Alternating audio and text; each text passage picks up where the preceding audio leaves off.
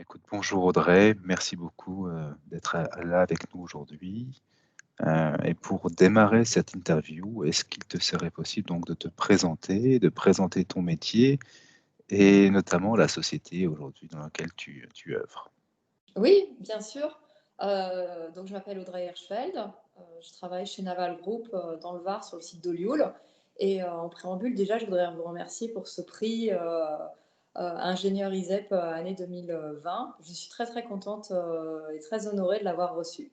Voilà, donc pour en revenir sur Naval Group, donc Naval Group, c'est un leader européen naval de défense qui conçoit, réalise, intègre, maintient en service, démantèle, déconstruit les sous-marins et navires de surface. Donc vraiment de A à Z sur le cycle de vie d'un bateau ou d'un sous-marin. Je pense que c'est de plus en plus connu, en fait, Naval Group. Le grand public a dû en entendre parler, en particulier quand on a dû gagner le contrat, en fait, pour les sous-marins australiens. On a vu pas mal d'informations et de publicités dans la presse. Donc moi, actuellement, j'occupe un poste qui est en fait responsable programme sur le programme chasseur de mines pour les Belges et les Néerlandais. Donc en fait, pour expliquer un petit peu en quoi ça consiste, quand on construit comme ça un navire, il y a la direction de programme et puis il y a plusieurs entités, plusieurs responsables programme. Il va avoir une équipe de responsables programme, donc pour un programme, un responsable de programme qui va par exemple être en charge de la construction du bateau. Moi, en fait, je travaille dans l'équipe en charge de tout ce qui est le système de combat, le système numérique distribué, donc on va dire tout ce qui est cyber, les réseaux, etc., la conduite de plateforme, le système de navigation sur le bateau. Donc, on travaille avec la direction de programme qui est là à Lorient, et puis les différents cœurs de métier Naval Group sur les différents sites Naval Group. Donc, le système de combat, c'est tout ce qui va mettre en œuvre les senseurs, les radars, sonars et aussi équipements militaires voilà, sur les bateaux. Voilà, c'est ce que je fais actuellement chez Naval Group. D'accord. Et alors, c'est vraiment, ça semble passionnant, mais pour en arriver là, en fait, ton parcours professionnel depuis la sortie de l'ISEP jusqu'à ce poste, comment décrirais-tu cette progression? Quelles ont été effectivement les étapes dans ta carrière qui t'ont amené à ton poste actuel? Oh, c'était assez linéaire, même si je dirais il n'y a rien qui est tracé, parce qu'en fait, justement, ce qui est bien avec l'ISEP, c'est que c'est quand même une formation assez généraliste. Donc en entrant, je n'avais pas spécialement l'idée de me dire je vais aller travailler dans le domaine militaire naval. J'avais choisi en dernière année là, le parcours, enfin à l'époque on appelait ça une option, l'option système d'information, donc j'étais déjà un peu plus tout ce qui était informatique. Et puis, en fait, j'avais suivi, à l'ISEP, on avait des parrains. Donc moi, j'avais un petit peu suivi mon parrain qui avait fait son stage dans une SS2I. Il y avait pas mal de SS2I à l'époque, enfin il y en a toujours, mais à l'époque, c'est nouveau. Et je m'étais retrouvée à faire un stage en ADA pour tout ce qui était, c'était le logiciel embarqué sur les trains à grande vitesse, sur les Thalys. Voilà, donc c'est ce que j'avais fait. Et puis en fait, en faisant mon stage, j'ai rencontré mon mari, enfin mon futur mari actuel. Et puis lui, il avait trouvé un poste dans le sud. Et donc j'ai postulé dans le sud de la France. Et en fait, à Toulon, et ben, c'était un plus d'avoir fait de l'ADA. À l'époque, je dirais un petit peu la grande mode, c'était les appelés en Java, les appelés bancaires. Je crois que les jeunes, ils connaissent même plus ce mot-là.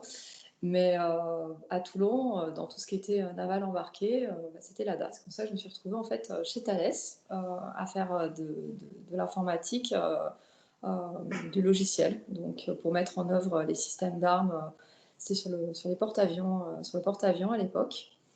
Et puis ensuite, après, c'est assez linéaire puisque je suis restée à Thales. On a travaillé pour notre client. C'était beaucoup de programmes Naval Group. À l'époque, c'était DCN, puis des CNS. Donc, j'ai continué à faire du développement, du langage C, du C++, puis ensuite responsable d'une équipe de test, puis responsable de projet logiciel. Puis après, j'ai eu mes 3 enfants. Et puis, je suis arrivée, j'ai postulé chez Naval Group pour un poste un peu plus conséquent, qui était toujours dans le logiciel. Et puis après, j'ai basculé, on va dire, dans tout ce qui est système de drone, système de combat, puisque mon dernier poste, c'était justement l'intégration de la première capacité, on va dire, drone, première en Europe, sur tout ce qui était les bâtiments de surface qu'on appelle les PHA. D'accord. Écoute, c'est passionnant. Alors, et justement, par rapport à cette expérience que tu as en étant passé par Thales, en allant chez Naval, est-ce qu'il y a des postes particuliers ou des métiers particuliers qui t'ont marqué? Oui, bah déjà, il y a toujours le premier poste qui est assez marquant, puisque moi, donc, j'arrivais de région parisienne et donc, je suis arrivée dans le sud. Et je me souviens, le premier jour, j'avais mis un petit costume et tout. Et en fait, j'ai commencé à travailler au mois de juillet. Il faisait 30 degrés.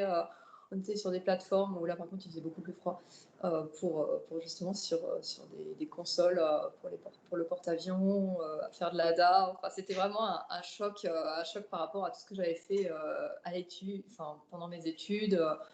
Il y avait le client, et cetera. Donc ça, je pense que c'est l'entrée dans le monde du travail. On s'en souvient toujours, on arrive avec toute notre candeur.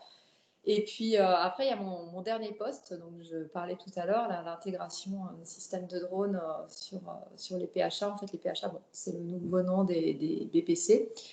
Et ce sont des navires assez gros, mais plus petits que le porte-avions, qui sont en fait souvent déployés pour dès qu'il y a une crise humanitaire ou une crise sanitaire, pour faire tout ce qui est hôpital de campagne. On en a entendu parler là justement avec le Covid pour l'opération Résilience. Et donc on a fait nos essais à bord, c'est d'avoir du Dixmude. Et puis le bateau, il vit sa vie, hein, il peut être appelé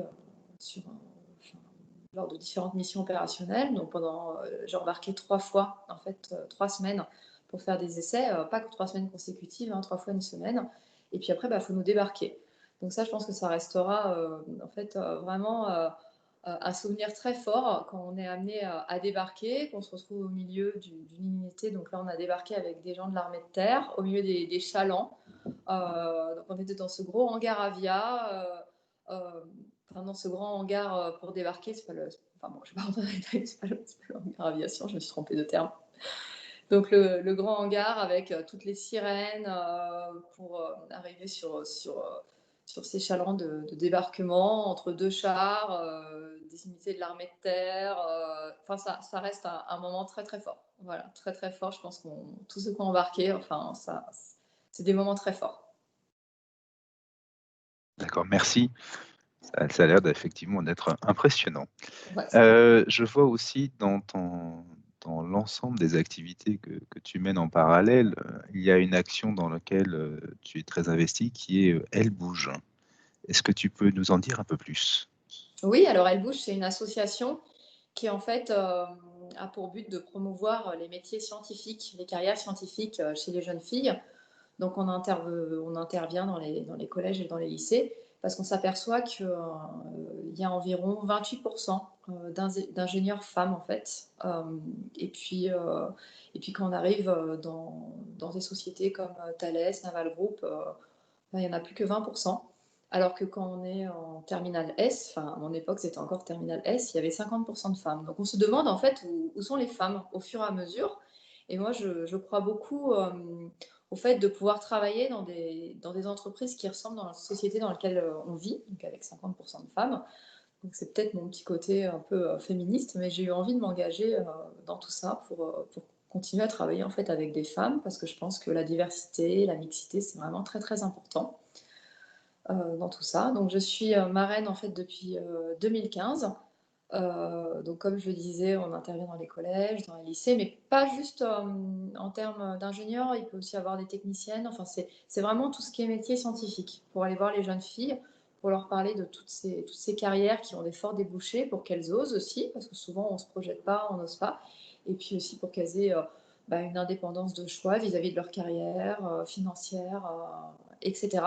En 2019, donc l'année dernière, à Naval Group, on a gagné en fait le trophée Sud-Est. Donc on était très très fiers. On est une petite trentaine de marraines sur les sites Toulon et Olioul. Et puis je pense que tout cet engouement, en fait, ça m'a poussé à m'investir davantage. Et j'ai rejoint la délégation régionale PACA en 2019 de Elle bouge. Donc on est 4 co-délégués. Une co-déléguée qui est à la Marine nationale, 2 autres à Thalès. Et ce qui était drôle, c'est qu'à Thalès, en fait, il y en a une qui est aussi une isépienne. Voilà, Stéphanie.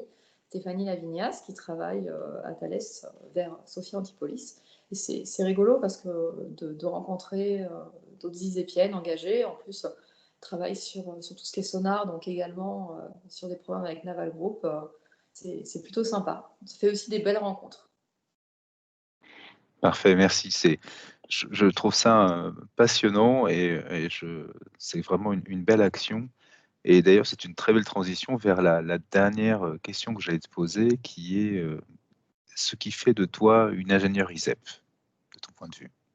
Ah, ça, c'est vrai que c'est difficile. C'est difficile. En plus, l'école ISEP, enfin, vraiment, forme des ingénieurs très polyvalents.